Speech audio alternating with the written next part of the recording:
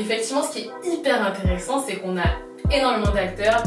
Sur le secteur événementiel, c'est un marché qui pèse 9 milliards qu'en Île-de-France. Être antillais et fonder une start-up B2B en dehors de la diaspora noire et le tout à Paris, c'est possible et c'est ce qu'ont fait Lise et Kevin, deux jeunes entrepreneurs. Bonjour, je m'appelle Julien et bienvenue sur l'un des premiers épisodes de mon tout nouveau podcast Une idée marketing. Pour cet épisode, j'ai reçu Lise et Kevin, un duo d'entrepreneurs start-upers. Ensemble, ils ont fondé Yaz, une start-up B2B spécialisée dans le team building pour les entreprises. Ce que j'ai aimé chez eux, c'est la maîtrise du développement de leur activité, mais surtout la qualité de leur exécution. Ensemble, nous avons discuté Colombo. Oui, je sais c'est cliché, mais vous allez très vite comprendre pourquoi. Mais aussi valeur ajoutée et positionnement, pivot, MVP, acquisition, comment consolider son offre et comment maîtriser l'ensemble de ces process avant de les optimiser et surtout de les automatiser. Mais sans plus attendre, je vous laisse découvrir mon échange avec eux. Comment vous êtes revus? Comment vous êtes dit, tu l'as au début, tu l'expliquais que tu l'as conseillé. Ouais. Toi, tu voulais monter un projet. Ouais, c'est ça. En fait, c'est exactement passé. Je sortais d'un entretien pour être développeur dans une entreprise. Et là, on s'est effectivement croisé à la sortie du métro. Il m'a dit, ça fait longtemps que je t'ai pas vu, viens manger un colombo à la maison. Je trouve ça excellent, genre, franchement je pense que ça nous est tous arrivé en tant qu'antillais de sortir du métro et de croiser. C'est clair, on a parlé depuis 10 ans, c'est énorme. Exactement. Et en plus, effectivement, une fois, j'avais aussi envie d'aller dans un bus qui passait, Il y avait des signaux. Et du coup, on s'est revus et elle m'a dit, ouais, viens manger un colombo à la maison et tout, ma coloc, machin. Et du coup, moi et ma copine, on est venus chez elle et on a mangé un colombo. Et c'est là, effectivement, elle m'a dit qu'elle est très dans l'entrepreneuriat, etc. À l'époque, elle avait un projet plutôt visé pour la Guadeloupe, quoi. C'était un média touristique, la Guadeloupe. Et moi, j'étais en mode, mais en fait, il n'y a pas de tech là-dedans, franchement. Moi, envie d'écrire des articles et tout. Et puis moi, j'avais aussi d'autres idées, mais c'était à l'inverse beaucoup trop tech. Et en fait, il y a aussi cette question de qu'est-ce qu'on peut faire avec nos moyens. Et du coup, c'était beaucoup trop à l'époque. On parlait de trucs très complexes, machine learning, etc. Et c'était pas dans nos cordes pour les moyens qu'on a. Et en fait, on est arrivé à un mix des deux. C'est quelque chose qui peut être tech et aussi qui colle au tourisme. Et du coup, on est arrivé sur Yaz, qui est du tourisme d'affaires au final. Donc, voilà. En fait, ce qui s'est passé, c'est que moi, du coup, j'étais à la fin de mon master. Et lui, il travaillait déjà, parce qu'il n'avait pas fait de césure, donc il bossait déjà. Et donc en gros, c'était en mode, ok, vas-y, tu sais quoi, on part sur ce projet. Parce qu'en fait, donc moi, quand j'étais à l'école, je me suis rendu compte, dans ma classe, on avait énormément de travaux de groupe. On s'entendait pas du tout parce qu'on bossait énormément et on se connaissait pas. Donc on a fait un voyage où du coup, on est tous devenus hyper soudés après ça. Et j'en ai parlé à Kevin et il m'a dit que c'était exactement la même chose pour lui dans sa boîte. En gros, les team building, c'était hyper intéressant pour eux parce que finalement, ça leur permettrait beaucoup d'échanger dans l'équipe. On s'est dit, peut-être qu'il y a quelque chose à faire. Et donc avec ça, donc moi quand j'étais encore dans mon master, je passais un concours, on a passé un concours à deux. C'était en mode, vas-y si on l'a, moi je quitte mon taf et on est en full time sur ce projet-là. C'était quoi comme concours? C'était un concours de la French Tech. Pour valoriser des projets jeunes, issus de la diversité au sein de l'écosystème start-up parisien, qui aujourd'hui s'appelle French Tech Tremplin. Ok. Voilà. Et du coup, c'était en mode, vas-y, si on l'a, je te suis. Et je viens à full time parce que Kevin est quand même très pragmatique. Il était en mode, moi je suis pas sûre, est-ce que je quitte mon boulot tout de suite pour un projet qui est né. Tu venais d'entrer, puisque tu as expliqué que tu avais. Ouais, alors en fait, je venais d'entrer, tu veux dire. Dans ton boulot. Ouais, c'est ça, exactement. En fait, ça faisait déjà un an. Qu'on s'était croisés depuis au métro. Exactement. On a discuté entre temps et tout. Et du coup, en fait, ce qui s'est passé, c'est qu'on a passé le concours, on l'a eu et il a démissionné. Et l'aventure a commencé. C'est ça. Prise de risque direct. Ouais, parce qu'en fait, il y a aussi le moment, il y a cette histoire qui dit que si tu attends pour faire les choses, en fait, tu le fais jamais. Parce qu'en fait, tu vas toujours trouver une excuse pour pas les faire. Et c'est vrai que quand on a 26 ans Mais en réalité, ça fait 1 an que je travaillais, je m'étais pas habitué à faire de l'argent tous les mois, donc du coup ça allait encore. Donc il y a ce côté où je pouvais me lancer. Attends, non, t'étais pas habitué à avoir ça. Mais si, j'en étais pas dépendant, voilà. Okay, j'étais pas, oui voilà, tous les mois il faut que j'ai mon salaire, etc. Je pouvais encore prendre ce risque. Et du coup, je me suis dit, vu qu'on a effectivement l'opportunité de le faire, peut-être que ça se présente pas 2 fois dans ce film. Donc, autant prendre le risque. Et puis, de toute manière, je me dis, voilà, je suis dans l'informatique, ce sera toujours une expérience à prendre. Okay. Pour moi, il n'y a pas de risque. Moi, ça me parle beaucoup ce que tu as fait parce que je pense que toi aussi, Boris. Moi, effectivement, j'étais en passe de signer mon CDI en start-up et tout. Et après, je me suis rendu compte que si je faisais ça, j'allais justement être un peu prisonnier de mon salaire et j'aurais peut-être moins d'agilité, moins de mobilité. Exactement. Prise de direct. Mais du coup, je voudrais revenir du coup sur le concours. C'était quoi le projet quand vous êtes Alors du coup, nous donc on était effectivement partis sur donc ces petits événements. Et donc on s'est dit au début, partir sur du tourisme d'affaires, ça n'aurait pas forcément été intéressant tout de suite parce qu'on était très jeunes, on n'avait aucune expérience sur ce milieu-là. Donc on s'est dit, allez, on va faire on va proposer des expériences toujours, mais en tourisme de proximité. Ce qui existe aujourd'hui, en fait, ça n'existait pas encore à ce moment-là, mais ça a été lancé peut-être l'année juste après. Airbnb Experience. D'accord, ok. Donc qui du coup consiste à proposer de petites expériences touristiques à des groupes. Et donc en fait, on est parti du coup sur le concours avec cette idée-là.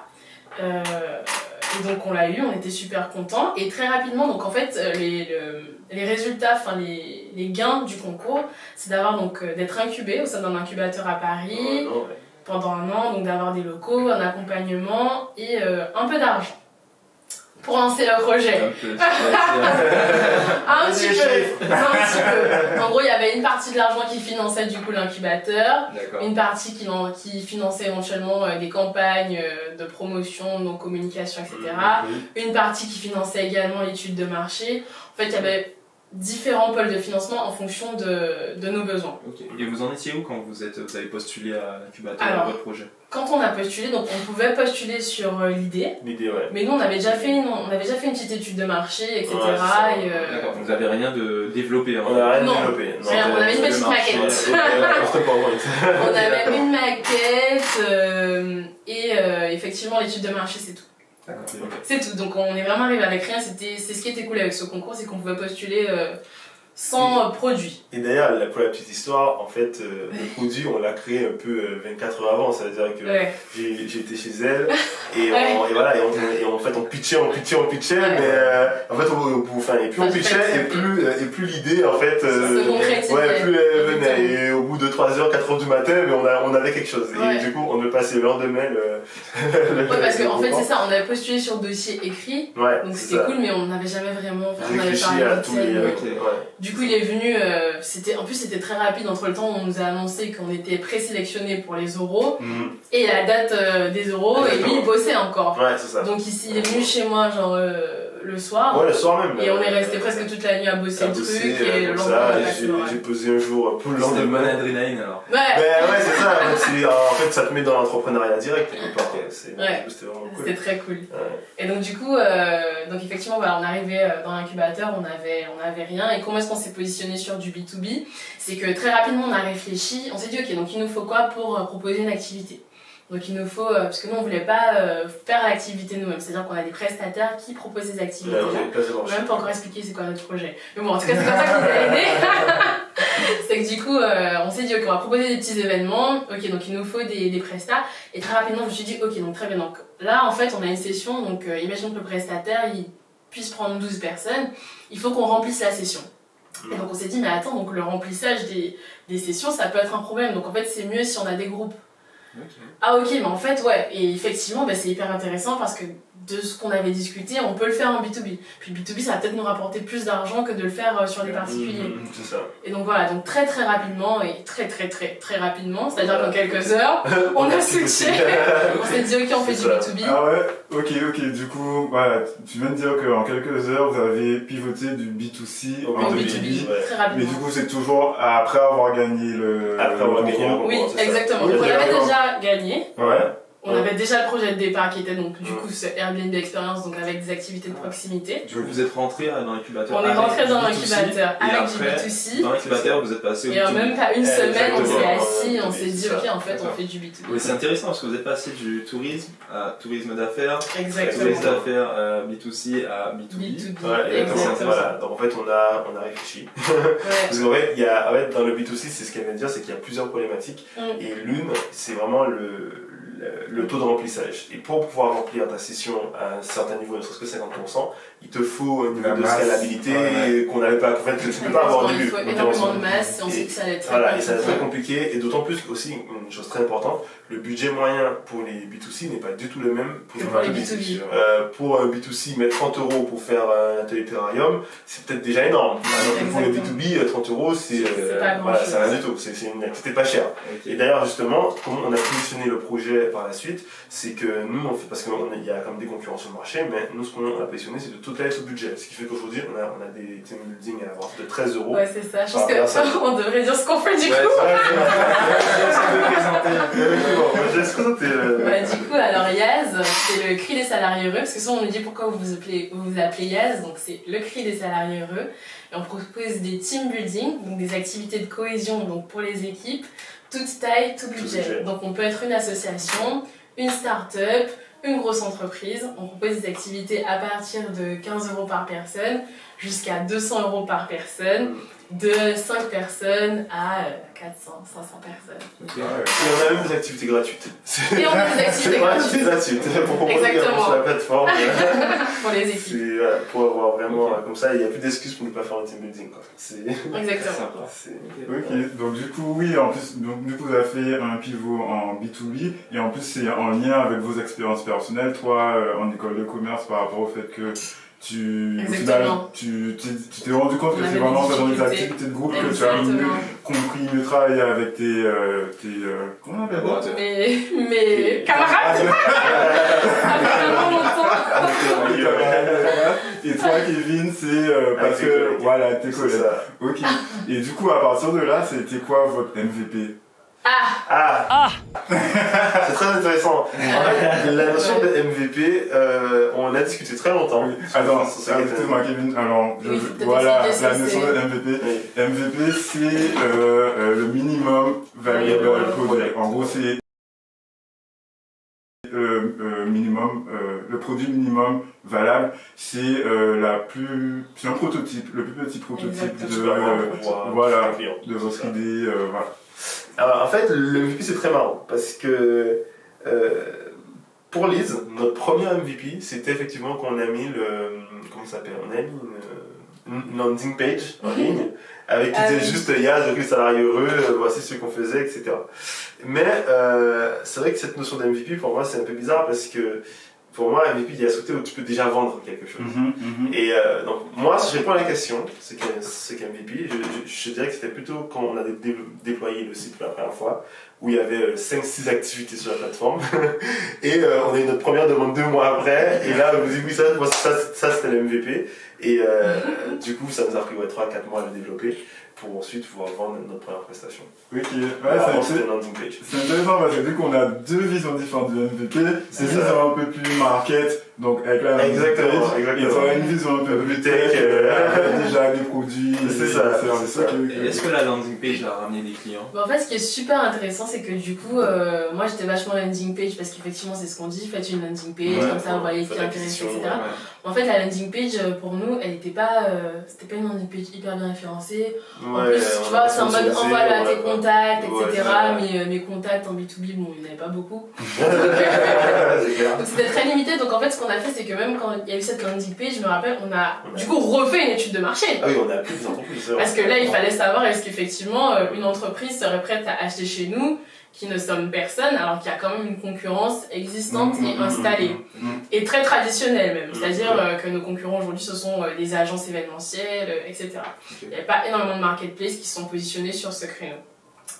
Et donc du coup, effectivement, donc on a refait cette étude de marché, on a contacté des entreprises, des assistantes de gestion, etc., de direction, etc., qui nous ont un peu expliqué comment elles fonctionnaient. Et donc ça nous a beaucoup aidé. Alors, est-ce que la landing page nous a aidé? Pas vraiment. C'était plus quelque chose qui montrait qu'on existait et qui tenait voilà, le nom de domaine qu'on avait. En attendant, moi, ce que je faisais, c'était je faisais des petites maquettes. Je dessinais des maquettes que lui, par la suite, devait développer. Donc c'est ce qu'on a fait. Et donc du coup, pendant qu'il développait cette maquette, moi je cherchais les premiers prestats qu'on allait avoir sur la plateforme. Et donc au début, c'était assez difficile parce qu'on était dans un incubateur avec des startups qui étaient quand même bien avancées en fait, parce qu'effectivement, déjà on était les seuls du concours à être incubés dans l'incubateur dans lequel on était, qui est le Welcome City Lab, qui est l'incubateur touristique qui appartient à Paris Co, qui est l'incubateur de la ville de Paris, avec du coup plusieurs incubateurs dans différents secteurs, donc le tourisme, la RH, voilà, tous les domaines. Donc du coup on était dans cette branche-là, et donc en fait vraiment on se sentait très petit. Tout petit. Et en fait, ça, on était même pas, avec du recul, on était même pas en early stage. Moi, early stage, c'est maintenant qu'on est exactement. On était vraiment bébé avec quoi. En fait, c'est là où c'est un peu dommage, quelque part, puisque on a eu des choses qu'on a plus besoin maintenant qu'à l'époque. Exactement. En gros, l'accompagnement qu'on aurait pu avoir ne nous servait à rien à ce moment-là. Dans le sens où nous, on était au stade zéro du projet.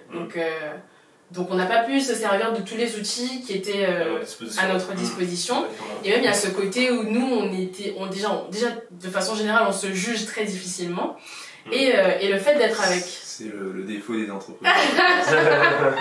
Et le fait effectivement d'être avec des entreprises qui étaient déjà installées, c'est encore plus difficile. Mais ce qui nous a beaucoup aidé, très bizarrement, c'est qu'au début, on avait un mentor qui nous disait tout le temps, mais en fait je comprends pas, c'est quoi votre valeur ajoutée, c'est quoi votre valeur ajoutée, c'est quoi votre valeur ajoutée, oui mais... même en ayant le produit retravaillé, peaufiné, c'est revenu souvent. Il nous challengeait, et pas que lui d'ailleurs. On a beaucoup été challengés, très durement aussi.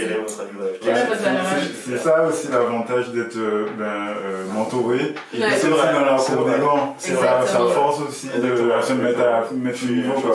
Mais ça développe aussi une grosse frustration. Aussi. Mais du coup, c'était cool pour ça. Et donc, on était vachement challengés. Et du coup, moi, j'étais en mode, mais Kevin, il faut qu'on ait une valeur ajoutée, il faut qu'on se différencie, parce que tout le monde nous le dit, donc on doit le faire.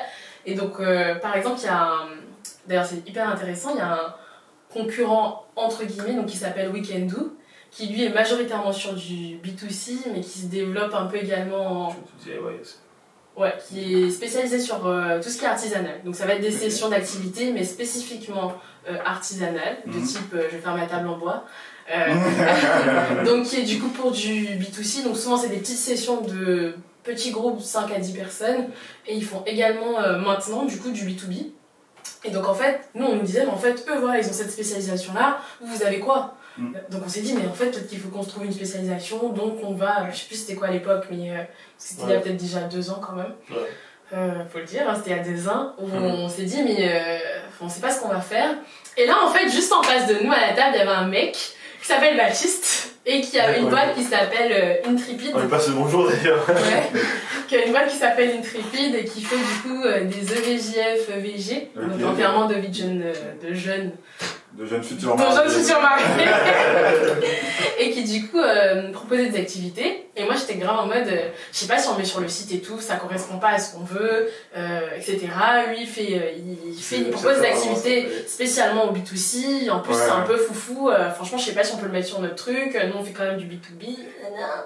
Donc on s'est dit, bon franchement on sait pas, il me dit mais regarde son blog il est quand même bien placé dans les requêtes. On l'appelle souvent pour des team building aussi. Et finalement, pas encore parce qu'on n'est pas encore sur le site. Et donc du coup finalement je me suis dit bon ok on va tester, on va le mettre. Et donc là on a mis l'activité. Et en fait, et c'est comme ça que Yaz a démarré. C'est que finalement on est passé par ce mec en proposant du coup notre activité sur son blog qui était très bien référencé. Et donc la première prestation qu'on a vendue, c'était sa prestation. Via son blog. Mais via notre site. C'est ça. Du coup, finalement, on a vendu notre première prestation grâce à lui. Et donc, c'était avec les fromageries Belle. Donc, Belle, Babybel, tout ça, vous connaissez. On était super contents de faire notre premier team building. Donc, du coup, là, il a développé le site. Et on a 4 activités. On s'est dit qu'avec 4 activités, on n'allait jamais vendre. Donc 2 qui étaient du coup d'Intrepid, cette boîte qui était en face de nous dans l'incubateur. Et donc là, du coup, ce jour, je vends cette prestation à une petite équipe donc, de 10 personnes qui veut faire une activité sportive. Majoritairement des femmes, je me rappelle, et un homme. Un homme. Ah, Et l'homme, c'est lui qui a réservé la prestation du coup. Ok, ça. C'était une petite équipe marketing. Et donc là, ils font leur activité sportive. Et donc là, moi, il me dit oui, bon, ben, ok pour cette activité-là. Par contre, moi, je veux un traiteur. Et nous, on n'a pas de service traiteur, on ne fait pas de service traiteur. Donc moi, je lui dis non, on ne fait pas ça. Et il me dit ah non, mais si, moi je veux ça, c'est bon, c'est pas grave, même un truc pas cher. Je lui dis mais vous n'avez pas beaucoup de budget, ce serait compliqué de prendre un traiteur. Elle me dit non, mais vraiment, je veux un traiteur. Et nous, c'était notre premier client. Premier client, on l'aime, c'est belle, on est content, on a notre premier team building enfin. Et donc du coup, ce qui se passe, c'est que là, du coup, je lui dis ok, sauf qu'il n'y a pas de budget. Donc je vais à Leclerc faire les courses, j'achète du pain, j'achète des boissons, j'achète de la charcuterie, du fromage, je prends une glacière chez mes copines. Du fromage pour Belle, on est d'accord? Finalement même pas Belle, mais du fromage pour Belle effectivement. Et du coup là on se rend au bois de Boulogne avec ma copine qui m'accompagne, ma glacière, j'installe une espèce de nappe que j'ai achetée chez Emma, aucun sens. Et donc là, ils arrivent après leur activité. Bonjour, est-ce que ça s'est bien passé? Oui, très bien, etc. Ben voilà, ok, super. Quand je suis repartie, je me suis dit plus jamais. C'est clair. Plus jamais. Et en fait, c'est ça aussi qui est intéressant, c'est que quand tu entreprends, en fait, il y a plusieurs choses qu'on peut te demander quand tu as un service, donc des services additionnels que tu ne fais pas forcément à ce moment-là. Il ne faut pas hésiter à dire non si tu ne peux pas le faire. Vaut mieux ne pas le faire et être transparent avec le client, et à la limite il va gérer lui-même de son côté, que toi prendre le risque de le faire. Que ton service soit moins qualitatif. Et voilà, que ton service soit moins qualitatif. Ok, donc du coup, alors là je vais juste faire un petit résumé. Donc on est passé de la landing page à votre premier client. Ouais. Donc au début, landing page qui au final était plus l'histoire de tenir un nom de domaine. Ouais, c'est ça. Et derrière, Lise, toi tu as fait le phoning pendant que Kevin était en train de faire le site. Après, en termes de diffusion, vous êtes passé par un blog où vous avez eu du contenu et via ce blog, vous avez réussi à choper votre premier client et vous avez commencé à faire votre première prestation et, entre parenthèses, à vous transformer en traiteur occasionnellement. Entre parenthèses. Ouais. Mais du coup, là, pendant qu'il y avait la landing page, tu disais tout à l'heure que tu cherchais comment les clients fonctionnaient. Exactement. Est-ce que ça a été aussi un moyen de mieux comprendre pour le développement, par exemple, savoir comment vous allez faire la liaison entre le fonctionnement des entreprises et le site, comment ça s'est passé à ce niveau-là? Franchement, ça nous a un peu aidé. Ça peut aider, mais c'est pas venu tout de suite. Non. Ça veut dire que ce que l'étude nous a montré, c'est qu'il y a une vraie demande et il y a un vrai besoin. C'est-à-dire qu'une entreprise qui fait une activité, même pour 5 personnes, 10 personnes, une année, ne veut pas refaire la même chose l'année d'après. Ça, c'est un fait. D'accord, ok. Donc ça, c'est le premier fait. Le deuxième fait, c'est l'action du budget. C'est-à-dire que si j'ai dépensé 50 € la première année, si je dépense 100 € l'année d'après, ok, mais je dois faire un truc 2 fois plus ouf. Sinon, ça passe sinon ça passe pas. Donc en fait, il y a aussi une contrainte de budget. Mais on le savait entre parenthèses, c'est-à-dire que en fait, ça l'a confirmé.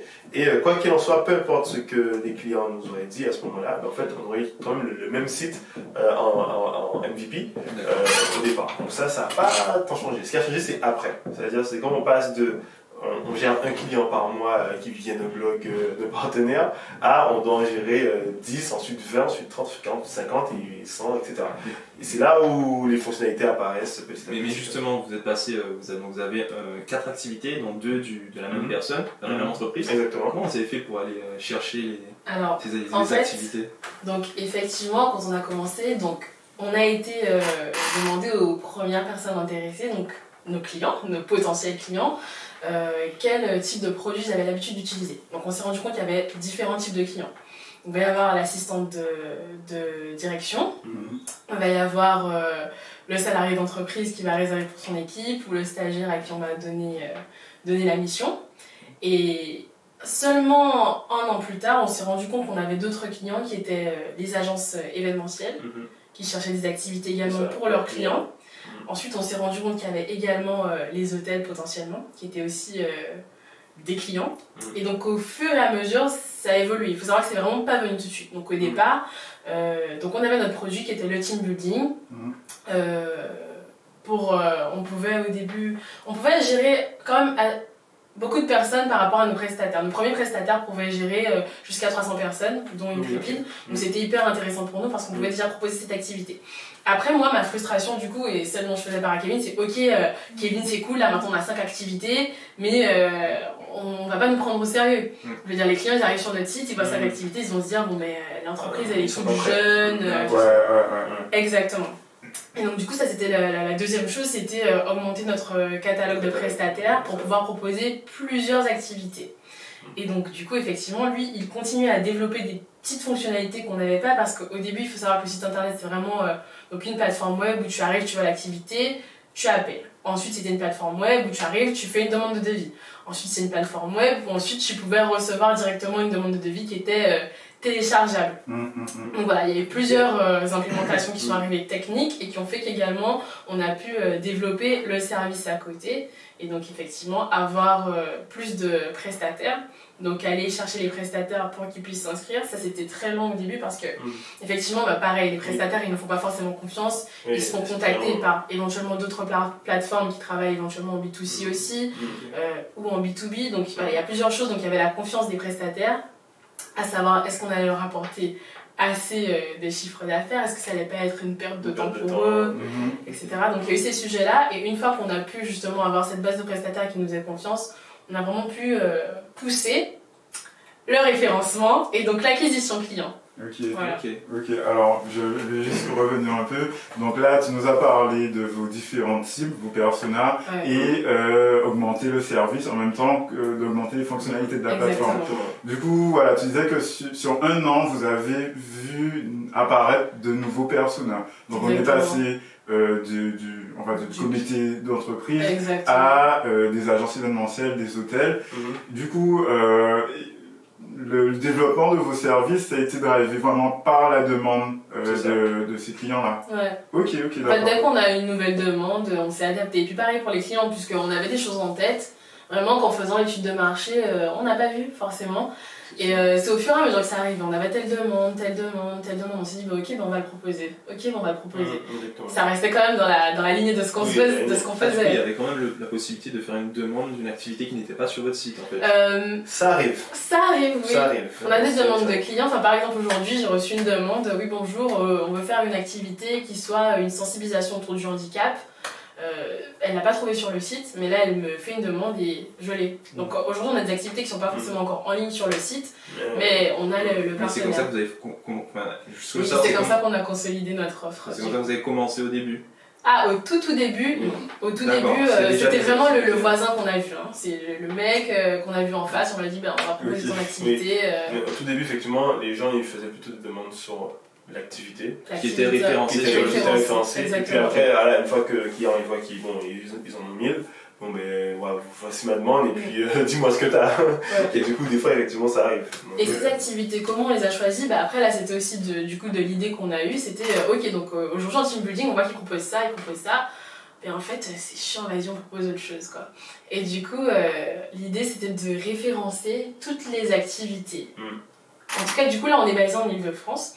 Donc c'était de référencer toutes les activités qui existent en Ile-de-France et qui ont l'air qualitatives par rapport aux avis des particuliers qui sont passés par cette activité.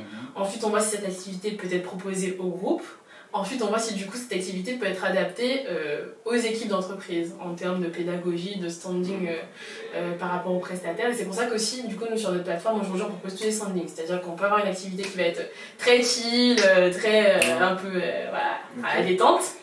Et une activité qui va être un peu plus corporate, en fonction du statut de l'équipe aussi. C'est ça. On peut avoir une équipe de direction comme on peut avoir une équipe de stagiaires alternants.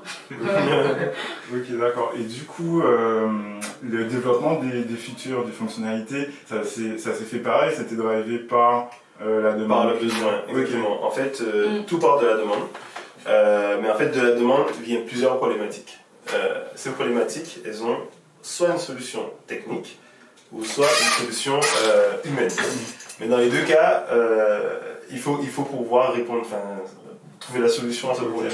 Quand la solution est technique, effectivement, ça veut dire qu'il y a un dev à faire. Après, c'est toujours la même question. Est-ce que s'il y a un dev à faire, est-ce que le dev doit être fait maintenant Est-ce que c'est quelque chose qui peut encore attendre? Est-ce qu'on a vu le problème suffisamment de fois pour dire qu'on le maîtrise et maintenant on peut l'implémenter? Enfin là, il y a vraiment plein de choses à prendre en compte. Comment tu, justement, je sais qu'on a déjà discuté de ça en off, mais comment justement vous faites la... Alors, en fait, moi, c'est là où il va dire que je suis un CTO un peu têtu.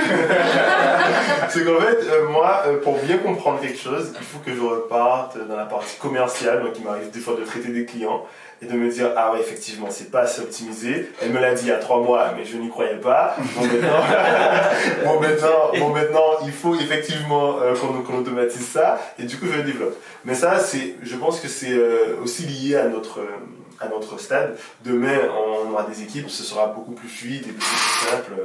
Voilà. Mais aujourd'hui, c'est vrai que j'ai un peu être un peu têtu. C'est déjà bien de le reconnaître. Ouais, c'est bien de le reconnaître. Un têtu qui sait qu'il est têtu, c'est une bonne avancée. Et du coup, voilà. Mais en fait, dès qu'il y a un problème, mais du coup, la solution, c'est les techniques, mais du coup, je le développe. Moyennant effectivement le fait que c'est un problème qu'on trouve tous les jours. Quoi. Exactement. Par exemple, sur la plateforme, donc effectivement, comment ça se passait? Donc on a un client qui arrive sur le site, qui va faire sa demande de devis. Donc la demande de devis, ça peut être effectivement via le formulaire sur le site, ça peut être via un mail, ça peut être via un appel téléphonique, et donc nos demandes entrantes, on les mettait sur un Excel, etc. Donc moi je me suis dit à un moment, en fait, là il faut qu'on utilise un CRM. Donc la question c'était est-ce qu'on utilisait un CRM existant, sauf que pas assez personnalisé par rapport à notre offre. Donc en fait là il fallait développer effectivement un CRM sur le site pour gérer les clients. Donc en gros... T'as dû t'amuser. Ouais. Donc en gros voilà, il fallait développer un petit CRM. Il fallait réfléchir. Réfléchir au CRM par rapport effectivement à la demande. Donc en gros là on a les demandes qui arrivent, il faut les traiter. Une fois, donc il y a ce process qui se passe. Donc en fait par rapport à ce process, il y a besoin de ça. Donc là du coup moi en général ce que je fais c'est que, comme d'hab, je fais une petite maquette. On voit comment c'est possible, lui voit techniquement parlant comment il peut l'intégrer à la plateforme. Ensuite on le teste avant de le mettre en ligne. Et donc on a testé le CRM et on l'a mis en place. En fait, à chaque fois, pour chaque nouvelle fonctionnalité, ça se passe comme ça. On se rend compte qu'il y a un besoin. Pour nous aider à être plus efficace, par exemple, il développe, on le teste, et ensuite on le met en ligne. Ok. C'est ça.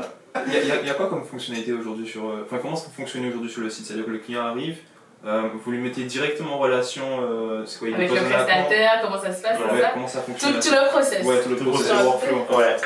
Alors, je peux faire le process d'il y a 10 ans et le process de maintenant. Comme ça, il y a 2 ans, donc, on avait la plateforme avec 50 activités. 50, c'était plutôt 3-4 mois, mais on avait 50 activités. Donc les clients, ils arrivaient dessus, ils faisaient une demande, donc, soit par téléphone, soit par directement sur la plateforme, donc dans le formulaire. Et ce qui se passait, c'est que nous, on appelait les clients, on prenait le brief, et ensuite on faisait soit des devis, sur les prestations qu'on avait, donc ça pouvait arriver, ou soit effectivement le client voulait aussi d'autres propositions, et là il nous arrivait d'aller chercher sur le marché ce qu'il y avait. Donc ça pouvait nous prendre 48 heures pour avoir d'autres devis, avant de faire un package complet au client, pour lui faire un mail avec les différentes propositions. Mais pour faire ces propositions, on devait également... Il fallait que ce soit joli, quoi. Voilà, il fallait que ce soit joli, du coup on faisait un Canva, donc c'est comme un PowerPoint, qui nous permettait ensuite d'envoyer ça au client. Donc il fallait compter, c'est très long, il fallait compter en moyenne 48 heures avant de proposer au client une prestation. Ouais. Aujourd'hui, c'est un peu différent. Donc effectivement, il y a toujours le client qui arrive sur la plateforme. Il fait la demande, donc, toujours soit sur le site, soit par téléphone. Mais la grosse différence, c'est qu'on a énormément de partenaires. Et ça nous permet en fait, dans la minute, de répondre au client avec 4, 5, 6, 7 propositions. Donc toujours dans son budget. Des fois il y a des contraintes en termes de lieu, en termes de prestations, parce qu'ils veulent quelque chose haut de gamme ou plutôt plus bas de gamme, etc. Mais aujourd'hui, quand il y a 2 ans, le client nous prenait peut-être 48 heures à gérer, maintenant ça nous prend 5 minutes. Donc il y a toujours ce côté où on appelle le client et on prend le brief et on regarde ce qu'il veut. Et comme maintenant on a énormément de partenaires, on a plus de 1000 activités sur la plateforme, en fait ça nous permet d'aller très très vite et d'être très réactifs. Et pareil pour les devis, avant on devait tout faire à la main, maintenant c'est des devis qui sont auto-générés via la plateforme, qui sont très sympas aussi, très jolis. Du coup c'est toujours pareil, la seule différence c'est que tout est automatisé. Et c'est ce qui est cool, c'est qu'on est passé de 50 partenaires à 1000 aujourd'hui. Exactement. C'est très cool. Ah ouais, en combien de temps du coup? On va pas même dire en un an, parce que la première année c'était vraiment une année de tests, d'acquisition de prestataires, d'essais. Et une fois qu'on a vraiment compris le process et comment ça fonctionnait, on enchaîne. Okay. Donc ouais, effectivement, vous êtes passé de 50 à 1000, donc l'automatisation c'était nécessaire. C'était nécessaire, c'est ça. C'est pareil, quand tu passes d'une demande par jour à plusieurs centaines, c'est plus la même organisation. Donc du coup c'est quelque chose qu'il faut aussi pouvoir gérer. Okay. Et du coup, comment vous y êtes pris, vous avez utilisé quels outils pour faire l'automatisation? Alors, en tant que tel, pour faire l'automatisation, je dirais plutôt pour parler... en fait, on n'a pas vraiment utilisé un outil en tant que tel, l'automatisation, on a plus regardé le besoin, donc de quoi on a besoin. Et ensuite, on se pose souvent la même question. Est-ce qu'il existe un outil sur le marché qui nous permette de répondre précisément à notre besoin? Si la réponse est oui, dans ce cas-là, on prend l'outil. S'il faut payer, on paye et on le fait. Et on prend comme ça, on gagne énormément de temps. Si par contre, l'outil n'est pas suffisant et ne répond pas à notre besoin, mais du coup, ça veut dire qu'il faut le développer en interne. Donc pareil, si on le développe en interne, combien de temps ça va nous prendre? Est-ce qu'on peut partir sur une mini-fonctionnalité en MVP, un truc qu'on a développé en 2, 3, 4 jours, et ensuite l'améliorer avec le temps? Du coup, on a toujours eu cette réflexion, et c'est ce qui fait qu'aujourd'hui, effectivement, comme je vous ai dit, on a un CRM intégré. Donc, il y a une partie, effectivement, pour gérer tous nos clients, donc avec différents stades d'avancement à laquelle on va faire les relances, etc. Et même cet outil est connecté à Google Calendar, qui nous dit précisément, ok, tel client, je dois le rappeler dans 2 jours à 15h. Et du coup, automatiquement, il y a la notif qui se fait sur notre calendar. Et pareil pour les réservations. On met les informations du prestataire et les informations du client, on appuie sur le bouton et on sort tous les deux leur mail avec toutes les informations de la réservation. Pareil pour notre suivi des réservations. Maintenant, on a un calendrier, on a un calendrier qui nous donne toutes les réservations du mois, de l'année, donc celles qui sont passées. Exactement. Et celles à venir. Pareil pour les paiements. Celles qui ont été payées. Voilà, pareil pour les paiements. On sent qu'il y en a qui paient 3 mois après, il y en a qui paient avant. Sur ce même calendrier, on peut dire le client nous a payé, il ne s'est pas encore payé, on sait combien d'argent on a dehors, on sait combien d'argent on sait combien on s'est fait sur cette prestation. On sait combien sur cette prestation. Du coup, on maîtrise vraiment toute notre chaîne en interne, sans avoir passé par des outils externes. Parce qu'en fait, on n'était jamais satisfait pour les outils externes, mais c'est là où je dis toujours, c'est qu'il ne faut pas non plus tomber dans le piège de l'hyper-fonctionnalité, aller chercher une fonctionnalité à outrance. Non, moi, il y a un moment, time to market, entre parenthèses, des fonctionnalités. et surtout en fonction de tes avancées. Donc, ça sert à rien d'aller faire une grosse usine à gaz si tu as 3 clients à gérer dans l'année. Par contre, si tu en as 3 à gérer dans l'heure, c'est pas pareil. Donc, il faut vraiment être en symbiose entre la partie marketing et commerciale et la partie tech. Ok.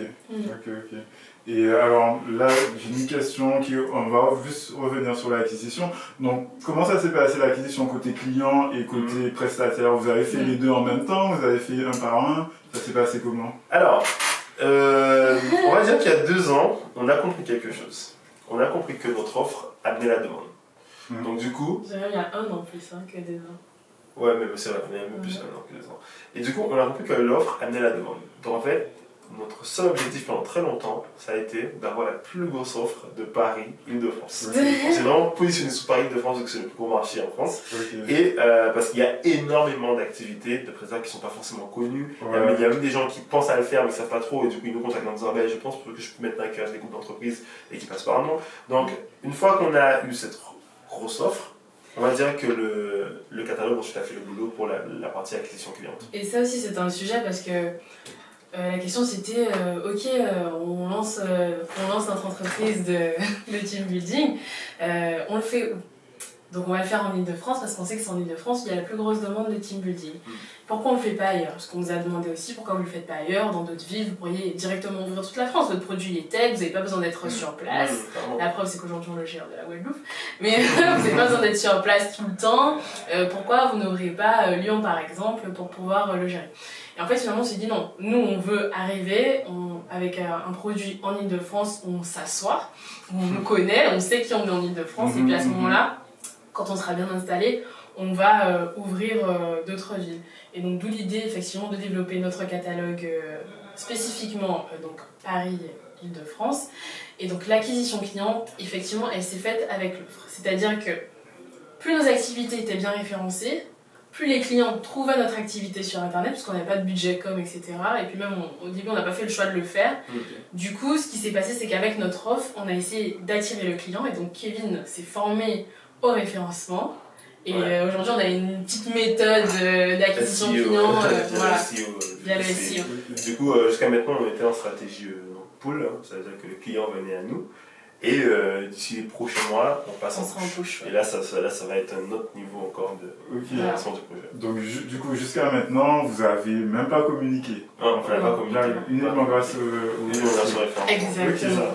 Exactement. On arrive à. En fait, il faut savoir qu'on est dans un marché qui est assez concurrentiel, qui est le marché des activités d'entreprise. Donc, effectivement, ce qui est hyper intéressant, c'est qu'on a énormément d'acteurs sur le secteur événementiel. C'est un marché qui pèse 9 milliards qu'en Ile-de-France. Donc, qui est très gros, hors, je tiens à préciser, hors congrès. 9 milliards hors congrès. Et donc, du coup, il y a énormément d'acteurs. C'est un marché qui est très éclaté. Et donc, nous, pour se faire une place, au départ, on s'est dit, mais c'est quasiment impossible. Là, on récupère les miettes des gros acteurs. Jusqu'à ce qu'on se rende compte qu'effectivement, finalement, les gros acteurs venaient nous demander des activités. Donc, on s'est dit, bon, il y a quand même quelque chose à faire, pourquoi, etc. Et en fait, c'est par rapport à notre. Du coup, aujourd'hui, notre valeur ajoutée, c'est quoi ? C'est notre catalogue et on est en train de renforcer cette barrière à l'entrée qui fera que finalement d'autres acteurs qui vont naître demain ne puissent pas atteindre notre niveau d'avancement. Et donc du coup... Et deux, pourquoi, malgré les 1000 activités qu'on a, en fait ça ne suffit pas. Voilà, ça suffit pas. Beaucoup plus, il nous faut beaucoup plus de partenaires. En gros... Parce que on va avoir le plus gros catalogue. Exactement. Et l'idée, c'est que ce qu'on veut faire, c'est d'arriver au stade où... tu es une entreprise, tu es dans le 18e, tu veux une activité dans tes locaux qui soit une activité spécifique, tu l'as. Tu es dans le 18e, tu veux une activité qui soit à côté de tes locaux, qui soit sportive, qui soit culinaire ou autre. Tu l'as. Vous voulez pouvoir gérer tous les cas de figure. Tous les cas de figure. Exactement. Et c'est ce qui est hyper intéressant et c'est ce qui a fait aussi que finalement de gros acteurs viennent nous voir, c'est parce que cette offre-là, ils ne l'ont pas. Et bien que ça a l'air très simple, c'est une offre qui est très compliquée finalement à mettre en place. Et à développer. Oui, parce qu'en fait, la réalité du marché, c'est quoi ? C'est que tu as 1000 activités. Mais en fait, quand ton client te dit, mais moi, mon budget il est de 50 € par tête, en fait, tu passes de 1000 activités à 500 activités. Ensuite, tu te dis, oh, moi, je veux que ce soit dans le premier arrondissement de Paris. Et aussi sur le budget. Donc, du coup, tu passes de 500 activités à 50 activités. Ensuite, tu te dis, ah oui, mais en fait, il faut que ce soit de telle heure à telle heure. Ensuite, tu regardes les disponibilités d'autres prestataires, tu en as plus de 3. En fait, c'est ça. C'est-à-dire que plus t'en as, donc si t'arrives à 10 000, voilà, et plus à la fin, il lui dit ok, mais je choisis entre 30 propositions. Donc quand même, le client peut avoir. Vous lui proposez un panel d'activités qu'il choisit. Voilà, ça dépend de ce qu'il veut. C'est-à-dire qu'il y a des clients qui savent exactement ce qu'ils veulent.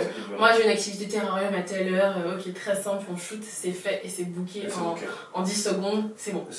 Donc en fait, la complexité, c'est pas tant la taille de l'entreprise, c'est plutôt la demande. Exactement, c'est la spécificité de la demande du client. Exactement. Et plus on a de prestataires, au mieux on peut répondre à la demande. Et c'est ce qui fait aujourd'hui que les agences passent par nous, c'est parce que du coup elles nous disent demain, moi je veux une activité dans le 18e, pour tant de personnes attendent, on dit ok, c'est bon. On peut répondre très rapidement. Est-ce que vous pouvez m'envoyer de vie ? On veut en voir. Je trouve ça excellent, vraiment excellent parce qu'effectivement, comme vous avez dit, l'environnement est hyper concurrentiel, mais en fait le pain point c'était que toutes les demandes ne pouvaient pas être répondues. Exactement. Et du coup, Lise, tout à l'heure, tu as abordé une notion intéressante qui m'a fait tilter. Tu as parlé de barrières à l'entrée pour votre offre. Est-ce que tu peux m'en dire plus ? Pourquoi mettre un filtre En gros, l'idée c'est que, donc du coup, nous, effectivement, on fait de l'événementiel, on propose des activités. Qu'est-ce qui dit que demain, un très gros acteur ne va pas se dire, ce qui nous est déjà arrivé, ne va pas se dire moi je lance l'offre activité team building, je vais le faire.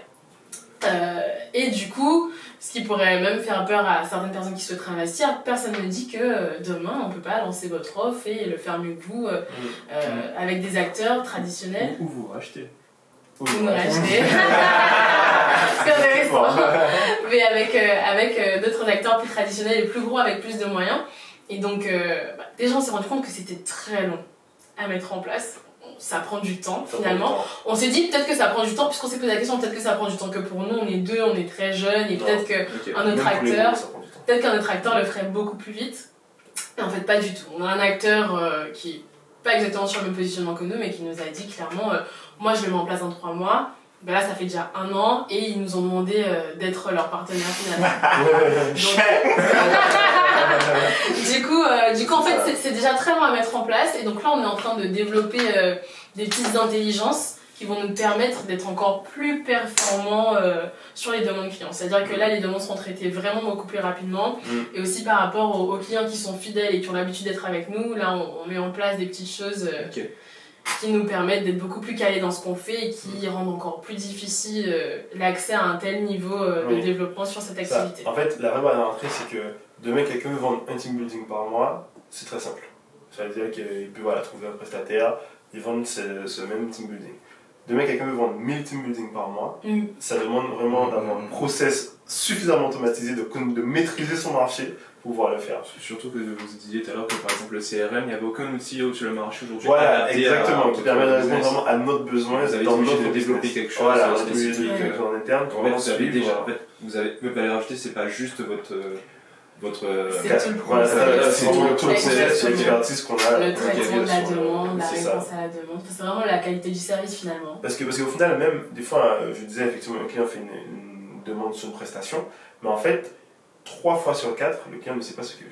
La vérité, c'est qu'il me demande voilà, moi je vais faire un escape game, et au final, il finit par faire une activité sportive au bon bleu.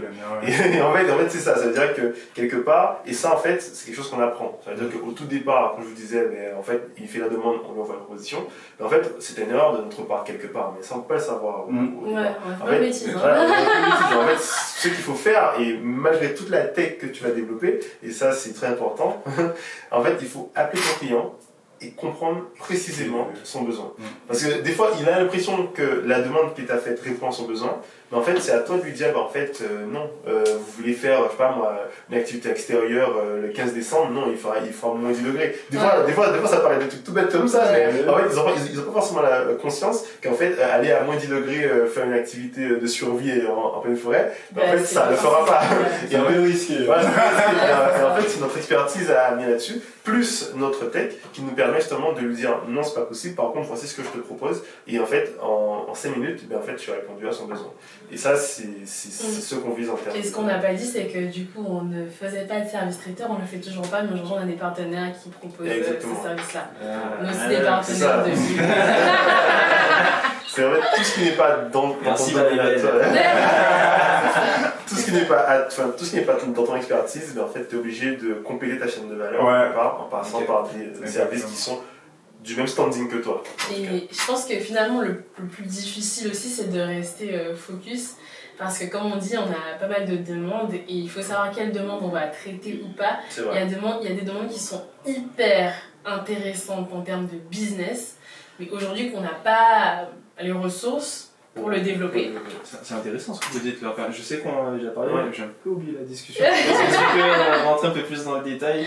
C'est-à-dire quelle par exemple demande que vous avez eu qui était intéressante financièrement et que vous avez été obligé de refuser et pourquoi et est-ce que c'est quelque chose vers laquelle vous allez tendre par la suite? Alors des demandes intéressantes qu'on a refusées. Les soirées, des très très grosses soirées avec... Oui, on a des grosses demandes de soirées, ça peut être des soirées par exemple à 100 000 €, mais qu'on va refuser parce qu'on sait qu'on ne peut pas gérer derrière. C'est-à-dire que là, on a encore 2, ça nous demande par exemple d'une très grosse organisation, de prendre des freelances ou autres, ce qui fait qu'on mettrait nos autres demandes de côté. Parce que du coup, on ne peut pas tout faire à la fois. Donc ça, on a dû refuser, ça fait mal de s'asseoir sur de l'argent.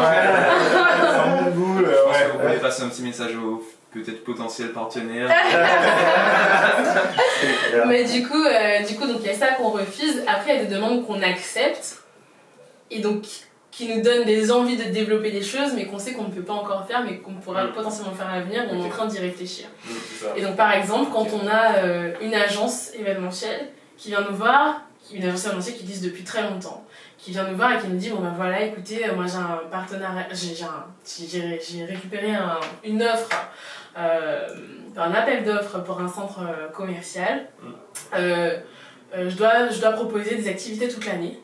Et en fait, si vous me proposez des activités qui sont bien, on passe par vous pour les autres.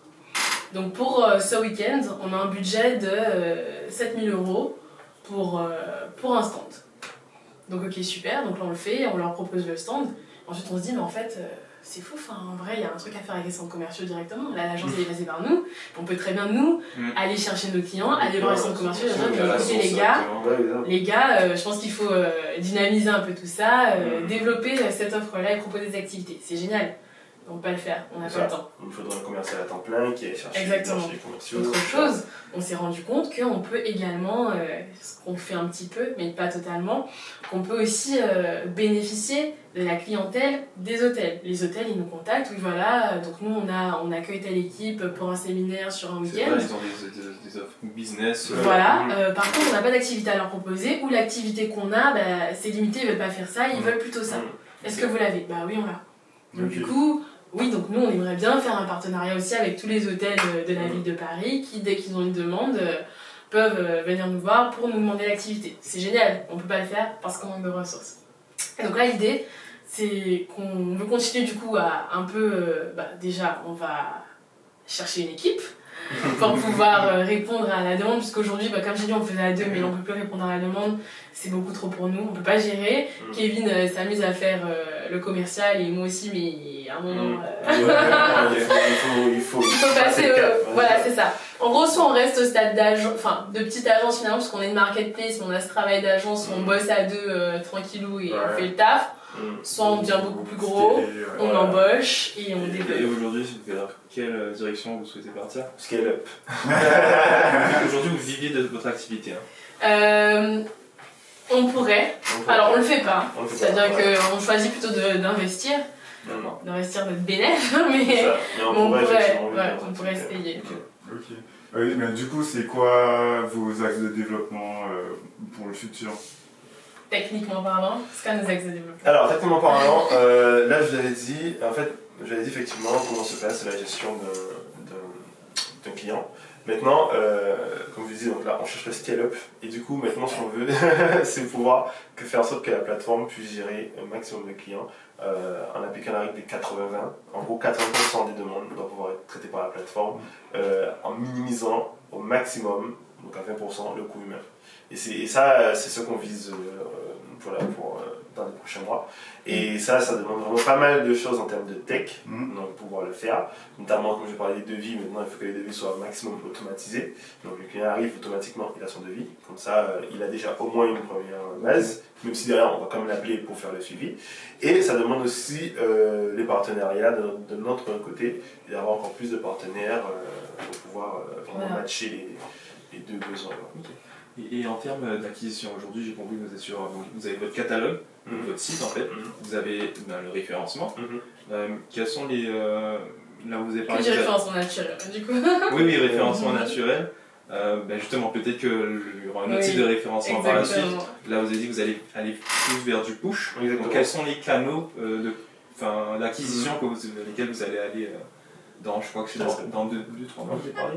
Oui, dans pas très longtemps, effectivement, vers octobre, on va lancer ça.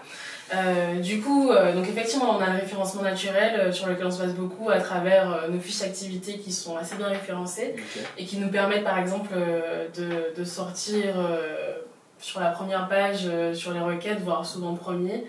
En termes de requêtes, par exemple, on va avoir un concurrent qui va être très bien placé en termes de team building, mais quand on va chercher un team building floral, un team building terrarium, un team building en extérieur, on va tomber sur nous parce que nos fiches d'activité sont bien référencées. Aujourd'hui, on aimerait bien faire un peu de SEA, donc du payant sur Google, parce que finalement, en fait, tous nos concurrents le font.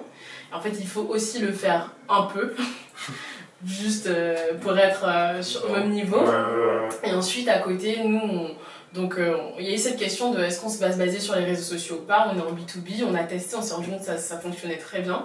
Sachant que nos majorité des acteurs du marché ne sont pas très présents sur les réseaux sociaux. En fait, on s'est rendu compte que oui, c'est hyper intéressant avec 100 abonnés sur Instagram, donc rien du tout. On a eu des demandes de clients en B2B de team building. C'est ça. Donc là, pareil, on va lancer aussi donc sur les réseaux sociaux. On va également faire de la relation presse qu'on n'a jamais fait aujourd'hui. On est inexistant sur la toile. Donc ça, on va faire aussi. Il y a plein de petites choses qu'on veut mettre en place. Et en fait, l'objectif de tout ça, c'est de vraiment développer une réelle image de marque. C'est-à-dire qu'une fois que l'image de marque sera forte, en fait, ce sera plus simple d'aller toucher les plus gros clients, plus gros team building. Okay. Il faut savoir qu'aujourd'hui, on a quand même de très bons clients. Enfin, nos clients, c'est L'Oréal, c'est Orange, c'est Vinci Construction. Ouais, que du lourd quoi.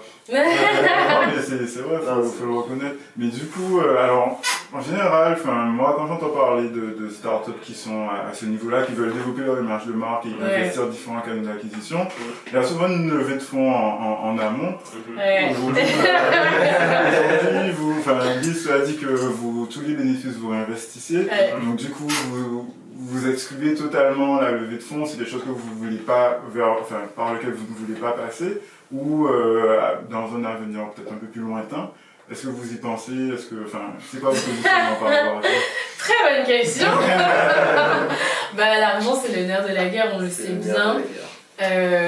Moi, il faut savoir que de façon générale, je suis un peu réticente face à la levée de fonds, surtout quand on est aussi petit, parce que ça amène souvent de beaucoup se dissoudre pour faire rentrer du capital. Et donc il y avait ce côté où moi, je voulais vachement qu'on soit plus gros avant de faire une levée. Là, je pense qu'il y a moyen de grossir encore un peu.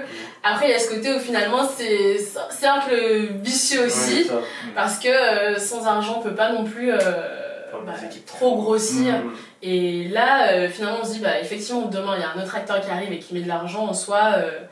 Avec de l'argent, il peut éventuellement trouver une solution pour pas forcément avoir notre expertise, mais en tout cas être beaucoup plus présent que nous. Là, ça sera beaucoup plus compliqué pour nous de ressurgir à cause du manque de moyens. Donc, effectivement, on est en train de préparer notre levée de fonds, une levée de fonds actuellement. Donc, potentiellement en 2021, on aura levé. Gros teasing là. Mais oui, je pense que ça peut permettre d'accélérer un business. Déjà sur le point de vue financier, ça peut nous aider à recruter. Donc, ça serait un gros plus pour nous, pour non seulement l'acquisition client, donc aller chercher de nouveaux clients, traiter les demandes qui arrivent, donc ça c'est très bien. Et également, le truc qui peut être intéressant et que moi je recommande quand on lève des fonds, c'est aussi d'avoir des investisseurs qui sont aussi intéressés par le projet et qui du coup vont apporter également leur expertise, parce qu'il y a énormément de choses sur lesquelles on perd du temps quand on lance un projet et qu'on entreprend, plein de choses qu'on ne maîtrise pas. Là, Kevin il gère tout ce qui est tech et finance, moi je vais gérer tout ce qui est administratif et opération. Et donc on n'a pas toutes les compétences, il nous manque du savoir, recruter c'est très compliqué, très long. Voilà. Et c'est bien de savoir ce dont on est très fort et ce dont on est beaucoup moins expert. Et tout ce qui est pas bon, en fait il faut trouver une solution, et la solution c'est pas toi, parce que le temps que toi tu vas faire à apprendre cette chose, en fait c'est du temps où tu prends pas en compte là où tu es très bon et où tu peux performer. Donc c'est toujours la même équation.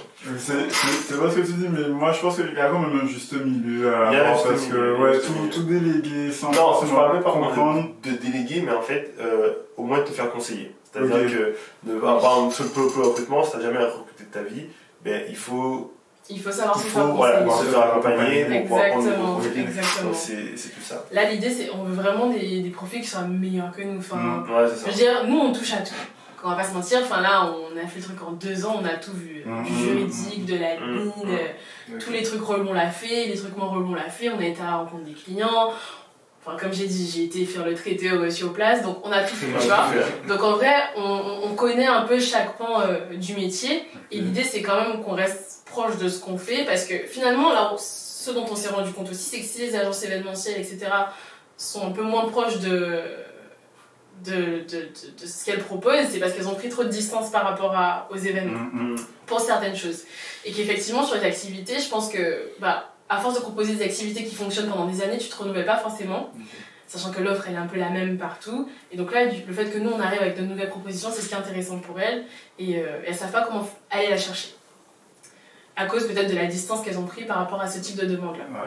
Et donc du coup, nous on reste très proche de ce qu'on fait, mais il faut pas justement hésiter à déléguer. C'est-à-dire qu'en fait, s'il y a des choses qu'on maîtrise pas, bien entendu on reste là pour regarder si ça correspond à nous, ce qu'on veut faire, à nos valeurs, etc. Mais par exemple en marketing, moi c'est pas mon truc, et donc du coup effectivement je peux réfléchir à une stratégie marketing qui va être bien, mais c'est pas mon métier, c'est pas ce que j'aime. Et donc oui, effectivement il vaut mieux avoir quelqu'un qui soit super bon dans son métier, qui connaît très bien son domaine et qui va le faire très bien. Ou pareil en termes de recrutement, là, on va recruter, on peut essayer de recruter des bons profils, mais on l'a jamais fait. Donc c'est hyper important pour nous. Enfin, on a eu des stagiaires, mais on n'a jamais pris de CDI, etc. Donc c'est hyper important pour nous de bien le faire. On a déjà managé un peu aussi, mais pareil, comment manager par exemple des gens qui vont être potentiellement plus grands que nous, qui vont avoir 35 ans, beaucoup plus d'expérience, etc.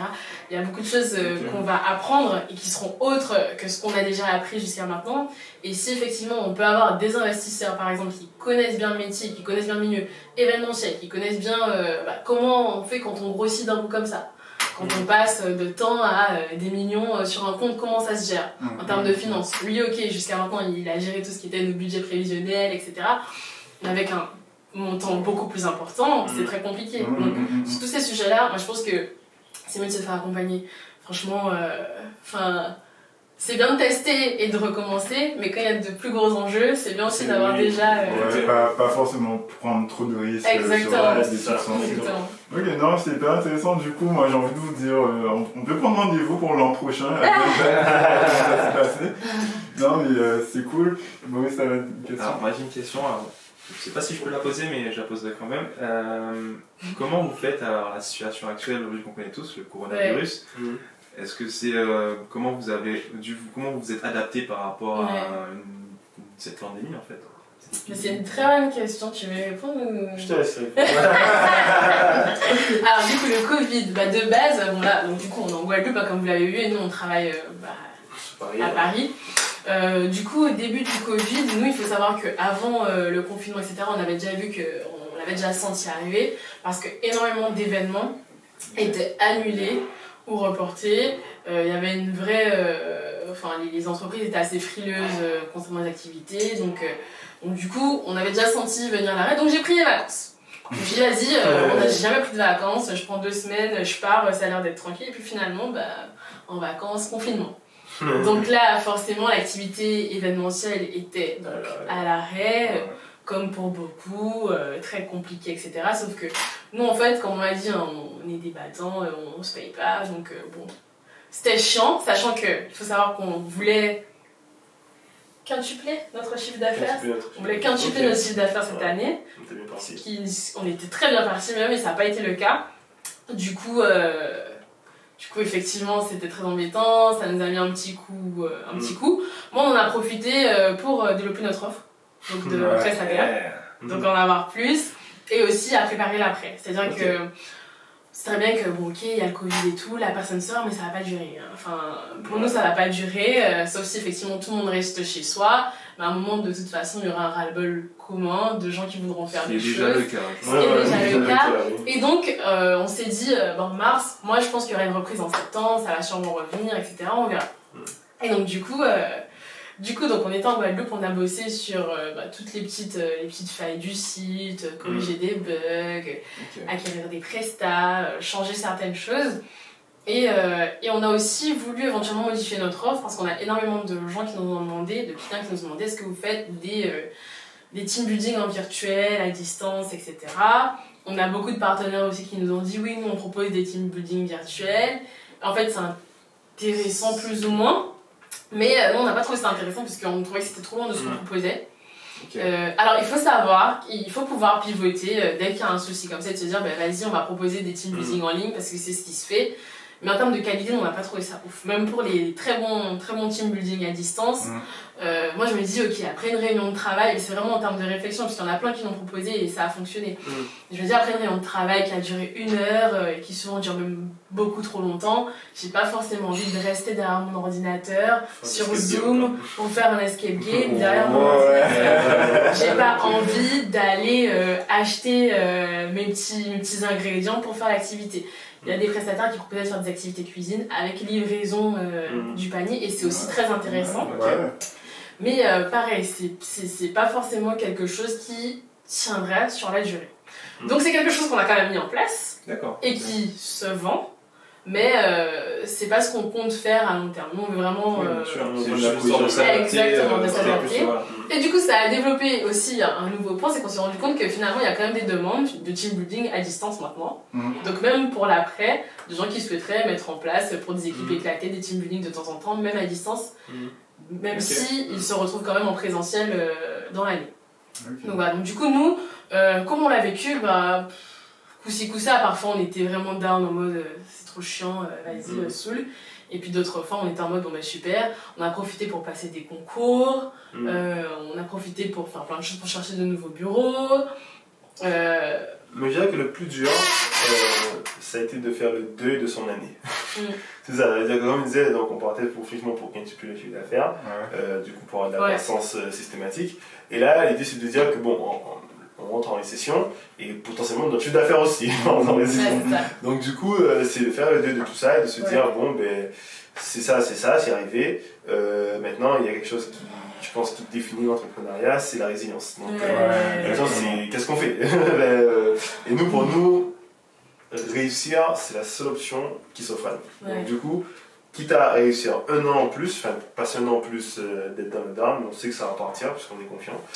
L'événementiel, ça fait 200 ans que ça existe et ça existera dans 200 ans, donc il n'y a pas de raison. Ça a peut-être se transformer, mais ça va quand même continuer et donc du coup on sera encore là. Non, mais c'est bien parce que vous avez déjà été réactif, vous avez vu que il y a eu le Covid, vous avez proposé de nouvelles activités adaptées à la situation. Exactement. Ça fonctionne, vous voyez qu'il y a un nouveau marché, donc vous êtes réactif, c'est cool. Après c'est pas forcément facile toujours et nous on a eu cette possibilité là, mais il y a dans d'autres métiers où tu l'as pas forcément. Nous on a eu la chance de pas avoir encore embauché, mais j'imagine que quand tu as une équipe et que du coup tu as des prévisions financières qui sont complètement revues à la baisse à cause d'une telle situation, c'est beaucoup plus compliqué. Donc nous on a aussi eu cette chance de pas encore finalement trop gros pour être impacté. Au final, la vague, en fait, nous on flotte un peu dessus. Et finalement, on est assez léger. Et finalement, c'est peut-être grave de dire ça, mais j'ai l'impression que cette vague, même si elle a complètement détruit nos prévisions financières pour cette année, elle a été super intéressante pour nous parce qu'on a eu d'autres possibilités grâce au Covid, quoi. Donc, bon, là, on est en train d'exposer le temps, mais je voudrais quand même aborder une dernière partie. C'est, voilà, en tant qu'antillais, comment, alors, c'est quoi votre rapport, enfin, votre vision de la scène entrepreneuriale locale et, est-ce que vous avez déjà pensé, est-ce que des fois vous êtes posé et vous dire, mais si on avait fait ça en Guadeloupe, ça aurait été comment? Je te laisse répondre. C'est genre de question. Ouais, c'est hyper intéressant. Déjà, il faut savoir que nous, quand on a commencé à entreprendre, on était à Paris, donc on s'est dit, bon, on va le faire là puisqu'on est là, quoi. C'est vrai. Là, c'est ça, donc on était là, on l'a fait là. Et il n'y avait pas forcément cette question de retourner en Guadeloupe tout de suite. On ne s'est pas dit qu'on allait retourner en Guadeloupe tout de suite. Pour nous, il fallait continuer à prendre de l'expérience là où on était sur place. Mais du coup, vous êtes pas dit, la problématique de minorité, en fait, moi je me serais dit, putain, on est à Paris, je suis à Paris, c'est hyper concurrentiel, en plus une fois les gens quand ils noirs, les antillais, c'est bon, ils te cataloguent. Et j'avoue que c'est l'une des choses qui m'a aussi poussé, c'est pas la première, mais c'est l'une des choses qui m'a poussé à rentrer pour entreprendre en me disant, bon, au pire, je venais dans mon Guadeloupe, si ça marche pas et que je vois que j'ai toujours envie d'entreprendre, je retournerai à Paris. Vous étiez là, vous avez commencé tout de suite, du coup vous n'êtes pas posé trop de questions en vrai. Cette question est assez difficile, moi je trouve, parce que en fait, la question c'est si est-ce qu'on aurait préféré entreprendre en Guadeloupe. Je pense que la réponse elle est oui. Forcément, on est à la maison, la preuve. On aurait fait déjà repartir encore là, tu vois, à bosser à distance et tout, parce que c'est d'où la Guadeloupe. Et effectivement, il y a des possibilités. Après, c'est vrai que moi, je connaissais quand même assez bien l'écosystème entrepreneurial parisien, puisque j'avais bossé dans un incubateur pendant 1 an. Donc, il y avait ce côté où on connaissait. On a passé un concours à Paris, on l'a eu. Il faut savoir qu'également, en Guadeloupe, il y a énormément d'aides pour de la BPI, etc., banque privée d'investissement, donc de l'État, quoi, qui finance les projets et donc qui aide financièrement les projets pour qu'ils puissent se construire. Donc il y a aussi cette possibilité de le faire ici. Mais par contre, le marché il est plus petit. C'est ça. Il est plus petit. Et il faut savoir que nous, donc sur le marché parisien, là, on récupère les miettes, des miettes, des miettes, des miettes. Sur un très très bon marché. 9 milliards, pour vous rappeler. Exactement. Et donc du coup, ici ça aurait... Enfin, en tout cas, si on me laisse lancer sur le même projet, je pense que ça aurait pas été le même projet déjà, c'était différent. Mais si on me laisse lancer sur ce projet-là, il aurait fallu déjà refaire cette étude de marché. Là, on s'est rendu compte que les team building en Guadeloupe, ça existe. Ah ouais, oui, finalement ça existe, il y a une demande qui est de plus en plus importante, mais pas aussi importante que là-bas parce qu'elle est déjà installée. Donc ça veut dire qu'il aurait fallu éduquer le marché, et on n'a pas les moyens de faire ça nous. Enfin, on peut pas se permettre d'arriver et d'ouvrir un truc qui n'est pas déjà installé. Okay. Voilà. Donc en fait je pense que la Guadeloupe ça n'a pas été un sujet dans le sens où nous, bizarrement, on s'est dit on veut faire une grosse boîte, on veut avoir une grosse boîte. On va avoir une grosse boîte, comment on fait, c'est quoi la méthode. Et je pense qu'on y a pensé forcément, si on va en Guadeloupe ça va donner ça, si on est à Paris ça va donner ça. Donc c'est dit ok, bon, on va chercher ça. Et c'est tout. Après, est-ce que demain, si on doit venir entreprendre en Guadeloupe, on le fera? Je pense que oui, mais peut-être pas tout de suite. Je pense que le mieux c'est d'avoir justement cette expérience qui va nous permettre ensuite de venir ouvrir quelque chose ici avec l'expérience qu'on a et de l'adapter au marché. C'est sûr, et c'est plus facile aussi d'avoir une force de frappe aussi. Exactement, d'avoir plus de moyens aussi, peut-être de connaître plus de gens. Et donc du coup, ce que tu disais par rapport à la scène entrepreneuriale guadeloupéenne, je t'avoue, je la connais pas énormément. Moi, je la connais de ce que je vois à Paris avec Outremer Network et les autres événements. Je connais les entreprises, enfin pas toutes, mais en tout cas les petites startups qui sont montées par des jeunes ici. Après, c'est vrai que comment ça fonctionne, je ne sais pas. Quels sont les acteurs, je ne sais pas spécifiquement. Mais du coup, au spot, j'ai pu rencontrer des gens.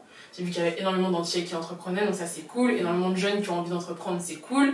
Il y a un accompagnement qui est de plus en plus poussé. Donc ça aussi, c'est vraiment bien. Et donc pour ceux, moi je dis qu'entreprendre en Guadeloupe, c'est totalement, c'est possible. C'est vraiment, moi je pense qu'on aurait été en Guadeloupe, on l'aurait fait en Guadeloupe, tu vois. On aurait été à ce moment-là ailleurs, on l'aurait fait ailleurs. C'est vraiment on était là. Donc on s'est dit on monte maintenant et on l'a fait. Donc je pense que oui, c'est totalement possible en Guadeloupe. Il y a des structures d'accompagnement qui sont peut-être moins développées qu'à Paris et qu'en Île-de-France, mais qui sont quand même présentes. Il y a énormément de concours aujourd'hui qui sont ouverts également dans les Outre-mer, donc il ne faut pas hésiter à se renseigner pour postuler justement à ces concours-là. Et il y a plein de choses à faire ici, donc le plus difficile finalement, c'est pas où on est, c'est de se lancer et effectivement d'être résilient parce que c'est pas facile d'entreprendre. Est-ce que vous pouvez nous parler clairement de votre business model? Alors, nous, ce qu'on fait en termes de business model, on vend une prestation de team building et on prend une commission sur notre partenaire. Ok. Voilà. C'est un business model à la commission. Donc d'où l'intérêt d'avoir la plus grande masse possible de prestataires. Exactement. Et aussi de vendre plus. Sans transition, donc la question que je voulais poser tout à l'heure, quels sont pour vous les top 3 des outils que vous utilisez et que vous recommandez? Bien. Les outils qu'on utilise et qu'on recommande. Alors moi, je dirais... Peut-être un outil. C'est plus en termes de référencement qu'on utilise des outils finalement. Aussi, mais ne serait-ce que Facture.net, je trouve ça pas mal. Oui. Oui. En vrai, ça fait en comptabilité, ça fait tout. Oui, on utilise des petits outils de facturation. En soi, on n'utilise pas tellement d'outils. On n'a pas franchement. Après, on est connecté à des API, genre SendGrid ou ce genre de choses. Oui. Ça reste un outil quand même. Ça reste un outil, mais c'est pas un outil commercial, quoi. On utilise des outils internes, donc qu'il a intégré au site internet par exemple. C'est comme sous forme de newsletter, mais qui va être. C'est ce qui va envoyer par exemple aux prestataires l'email de confirmation quand ils ont une réservation. Les mails transactionnels. Exactement, tout ce qui est mail transactionnel. Ensuite, on a intégré une solution de paiement au site internet qui est hyper intéressante. Stripe. Il utilise des outils pour améliorer le référencement. Par exemple, 1.fr qui utilise souvent. Qui nous donne en fait, 1.fr c'est un site qui nous donne les différents mots-clés à placer sur nos requêtes. Donc, Team Building Paris, il va te dire tous les mots-clés que tu dois avoir sur la page que tu souhaites référencer. C'est archi. C'est très bien parce que par exemple, quand on a une activité, c'est ce qui nous aide à la référencer aussi, donc c'est pas que ça, mais on sait exactement quels mots-clés vont nous aider à être mieux placés sur une requête internet. Et c'est ce qui a fait aujourd'hui qu'on arrive aussi à avoir toute cette masse de personnes qui viennent sur notre site sans qu'on ait rien fait, en tout cas, on n'a pas mis d'argent. Non, mais c'était le positionnement le plus pertinent à avoir, se positionner sur de l'acquisition à long terme. Oui, c'est le plus pertinent à faire, surtout quand on n'a pas de fonds pour faire de la communication grand public, entre guillemets. Exactement. Okay. Mais ce qui est super intéressant aussi, c'est que de fonctionner comme ça nous a permis de réfléchir à ok, donc quand on aura là-dessus, on va faire comment, tu vois. Est-ce qu'on passe sur un truc finalement vide où on sponsorise juste nos trucs, ou est-ce que finalement on continue sur ce référencement de fond finalement. Ok. Du coup, pour clôturer un peu cet échange qui était vraiment riche, je suis vraiment content de vous avoir invité. J'espère. Je crois que c'était pas trop fouillé de notre part. C'est la première fois qu'on fait. Non. Beaucoup de choses. Ouais, vraiment hyper riche, une petite pépite. Du coup, je vais passer sur une question un peu plus légère. C'est quoi le dernier truc qui vous a marqué, qui vous a inspiré? Son, livre, punchline, quote, whatever. Bah moi, au début du confinement, je fais beaucoup de sport. Et donc, c'était vraiment génial. D'ailleurs, je recommande de faire du sport. De manger 5 fruits et légumes. Exactement. Et j'écoutais, du coup, pendant ces séances de sport, j'écoutais en boucle le dernier album de Titoff. Et toujours dans le bloc sa mère. Je découpe la quête, mets-toi sous le tech-tech. Maintenant c'est Toff qui gère. Fais pas trop l'ancien, tu touches à ton... Que j'ai beaucoup aimé. Je sais pas pourquoi, je trouve ça très motivant. Donc voilà. Ensuite, en termes d'inspiration, il y a plein de choses qui sont inspirantes tous les jours. Moi, je trouve, par exemple, là, il y a eu la running mate de Joe Biden, qui sera la première femme noire. Je crois que c'est Kamala Harris. À la base, je crois que c'était Michelle Obama qui voulait demander. Ah ouais, je savais pas du tout. Ça aurait été lourd. Moi, je me rends peut-être trop proche de Barack, du coup, mais ça aurait été lourd. Du coup, je trouvais ça cool. Il y a aussi le Blacklist King de Beyoncé qui est sorti, là, qui était très beau. Je trouvais ça aussi très cool. Okay. Donc tout ça, c'est des choses très inspirantes. Après, bizarrement, je trouve qu'il y a plein de choses qui sont hyper inspirantes de façon générale, mais beaucoup moins inspirantes de façon personnelle. Parce que finalement, avec toutes ces images de personnes qui sont très inspirantes, il y a ce côté où, même si ces personnes-là, finalement, me ressemblent d'une certaine façon, enfin, juste parce que c'est des noirs, hein, finalement, parce que sinon, voilà, on s'identifie parce que ce sont des personnes noires. Il y a ce côté où finalement il y a une très grande distance, il y a un très grand fossé entre ces personnes qui m'inspirent et moi. Par exemple, quand je vais être inspirée de Michelle Obama, je vais dire ah c'est super ce qu'elle fait, c'est génial, Becoming c'est génial, c'est ouf. Et après il y a ce côté où je me dis mais en fait c'est impossible que je fasse quelque chose de similaire, c'est Michelle Obama. Et donc finalement, en ayant ces modèles qui sont très inspirants mais qui sont aussi très longs, il y a ce côté où il y a cette distanciation qui fait que j'ai aussi du mal à me dire en fait ça peut être moi. Et donc du coup finalement je me laisse aussi inspirer dans ce que je vois tous les jours. Par exemple quand Wendy Zaibo sort son recueil de poèmes, je trouve ça trop cool. Quand Terrence et Émilie font Nourrio, je trouve ça inspirant. Quand je vais à Pointe-à-Pitre manger un beau kit de luxe, je trouve ça hyper inspirant. Donc moi je trouve qu'il y a ce côté qui est hyper intéressant en fait, de s'inspirer de choses qui sont vraiment très proches de nous et qui finalement vont nous motiver aussi à faire des choses. Et aussi je trouve ça hyper intéressant de s'inspirer de soi-même. C'est-à-dire qu'à chaque fois parce que je pense qu'on n'a pas forcément, en tout cas moi je me juge et je pense qu'en général on se juge assez difficilement sur tout ce qu'on fait et c'est hyper important finalement de prendre du recul et de dire en fait là t'as super bien fait ça, regarde comment t'as pu arriver de ça à ça, comment t'as géré cette crise là. Ah déjà je peux peut-être penser à un truc, est-ce que vous fêtez vos petites victoires? Vos victoires. Alors en fait pour la petite histoire, on a un livre. D'accord. En fait, ce livre, c'est l'histoire de la boîte. C'est notre journal intime professionnel. Vous avez caché ça. Et en fait, quand on relit en fait effectivement les premières pages, on dit ça y est, on rentre à l'incubateur, ça y est, on a vendu notre premier team building, ça y est, on a recruté. On a recruté des stagiaires, etc. Et en fait, effectivement, quand on le relit, en fait, on se dit effectivement qu'on n'est plus du tout au même point. Et c'est comme ça que vous pouvez c'est le seul moment exactement où on se rend compte qu'on a grandi quoi. Non mais c'est excellent, c'est une technique que j'employais à titre personnel, mais c'est vrai que c'est aussi applicable pour un projet quoi. Et voilà, une fois que quand tu mets une nez dedans, tu passes les pages, tu vois, je sais même pas parcouru et c'est comme tu dis, c'est vachement et tu vois les downs et les ups de l'époque, ils n'ont plus rien à voir avec ce que aujourd'hui. Et du coup je pense que voilà, c'est hyper important de s'inspirer de soi-même individuellement et de se célébrer quand on fait quelque chose de bien. Oui, c'est ça. Un dernier petit commentaire sur ce que tu disais. C'est aussi pour ça que je vous ai invité, parce que quelque part vous êtes aussi vachement inspirant. Et en tout cas à l'échelle locale, moi ça fait 2 ans que je suis rentré, j'ai l'impression de toujours voir les mêmes personnes. Et je me suis dit, quand on a échangé en off et tout, je me suis dit, mais c'est ouf, comment ça se fait que personne ne parle de vous, quoi. Parce qu'on se cache. En 2021, trop vite.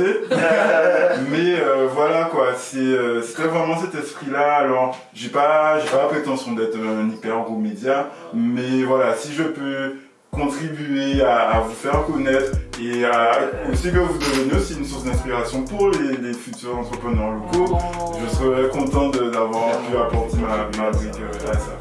Donc voilà. Voilà, on arrive sur la fin. Si tu es encore là, c'est que tu as sûrement apprécié cet épisode. N'hésite pas à me le faire savoir en mettant un like. D'autres épisodes arrivent bientôt, donc abonne-toi et d'ici là, je te dis à la prochaine fois.